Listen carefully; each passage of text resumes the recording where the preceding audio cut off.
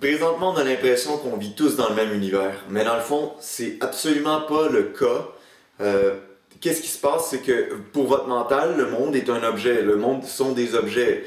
Tout peut être calculé, mesuré, prédictible. Puis, plus vous allez avoir une conception de la réalité qui est dure, puis dont les limites sont comme ça, comme ça, comme ça, plus vous allez souffrir. Parce que ce qui se passe en réalité, puis pourquoi vous ne vivez pas dans le monde réel, ok? Parce qu'il y en a un, mais il y en a peu qui vivent dedans. Il y a autant de monde, il y a autant de réalité qu'il y a de personnes sur Terre. Okay? Puis il y en a même encore plus si on compare dans l'univers toutes les autres perspectives.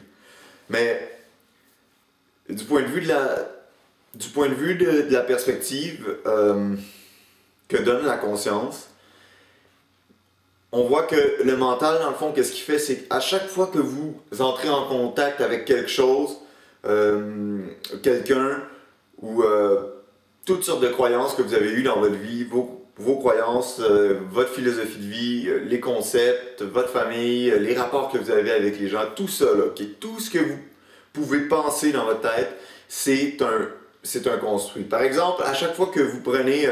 je vais vous montrer un exemple. Ok, je ne sais pas si vous avez déjà joué à la marelle. Il y a un jeu qui s'appelle l'enfer et le paradis. Okay? Quand on joue à la marelle puis qu'on va en enfer, ben, le but naturellement c'est de remonter jusqu'au paradis, de faire des points, de remonter jusqu'au paradis. Bon, ben, quand le petit enfant est en train de jouer à ça, puis qu'il se rend en enfer, sur le coup, aller en enfer c'est un stress le plus total. Puis si un enfant le vivait comme si c'était la réalité, là, on lui avait toujours dit que s'il allait en enfer, il allait brûler, mais probablement que cet enfant-là sentirait même les flammes lui brûler les fesses. Mais parce qu'il sait que c'est un jeu, il est capable de se détacher du fait, c'est sûr que, bon, ok, c'est pas appréciable d'être là en enfer, mais le but, c'est d'aller vers le paradis. Tout ça, c'est dans une atmosphère de jeu, même les choses les plus graves, qui paraissent les plus graves, sont finalement beaucoup réduits en termes d'impact. Puis c'est un peu la même chose avec la réalité, c'est que le mental va vous faire croire que tout ce que vous percevez, c'est vraiment important que ça fonctionne de cette façon-là, de cette façon-là, de cette façon-là. À un tel point que, par exemple, à un tel point que, par exemple, si vous prenez l'idée que vous avez à propos de vous-même, vous vous dites, ok, moi je suis comme ça, comme ça, comme ça, tout ce qui va arriver, qui va contredire qu'est-ce que vous croyez à propos de vous, va être une source de souffrance. Parce que dans votre tête, votre mental va vous dicter que c'est comme ça que ça fonctionne, ça. Puis le décalage qu'il va y avoir entre le monde que vous percevez à l'extérieur, ok?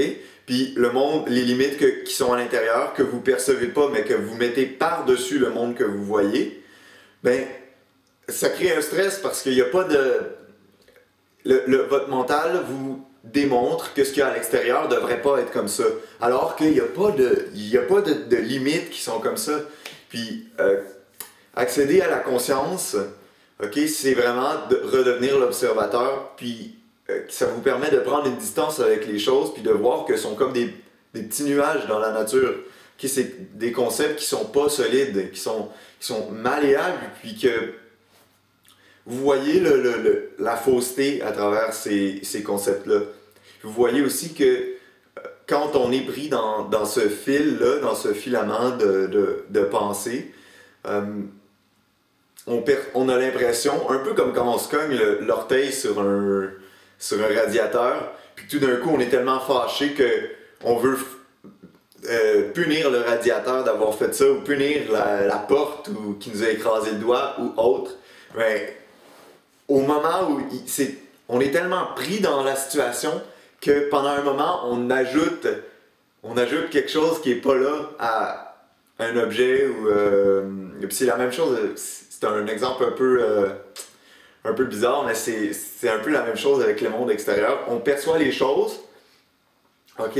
Puis quand les choses sont pas d'une façon, puis qui nous font réagir, par exemple, ah ça c'est inacceptable, Tout de suite, on pense que c'est l'extérieur qu'on doit changer, alors que dans le fond, c'est la réflexion à l'intérieur de nous. C'est notre invention, notre concept de cet événement-là, puis des objets qui sont en interaction, qui nous font donner l'impression que le monde extérieur nous fait réagir. Mais dans le fond, le monde extérieur a toujours été neutre. Okay? Il n'y a pas une chose qui va nous faire réagir. Ah, ça c'est bon, ça c'est mauvais. Pas dans le monde extérieur. Quand vous l'appréhendez avec la conscience, vous voyez que c'est une relation totalement différente que vous avez avec les événements et les choses qui se passent autour de vous. Puis ça, c'est quand même assez incroyable parce que c'est vraiment quand vous voyez ça, quand vous voyez la fraude, on pourrait dire, dans le monde mental, ben, vous pouvez voir après ça que vous n'avez pas besoin de croire à tout ce qui se passe à l'intérieur de vous. Puis, à la place d'aller regarder à l'extérieur puis d'essayer de changer ce qui vous déplaît à l'extérieur, ben, vous regardez à l'intérieur de vous pour voir que sous une autre dimension, tout ce qui a changé, c'est les concepts et les trucs auxquels vous vous attachez intérieurement, vous attachez de l'importance. Parce que c'est toujours à l'intérieur qui crée les sentiments de résistance, puis de stress, puis de frustration. Okay? L'extérieur n'est jamais responsable pour ça.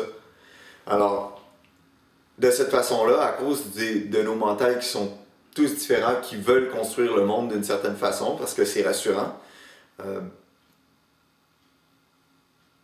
on peut dire qu'il y a vraiment beaucoup de mondes différents, autant que de personnes.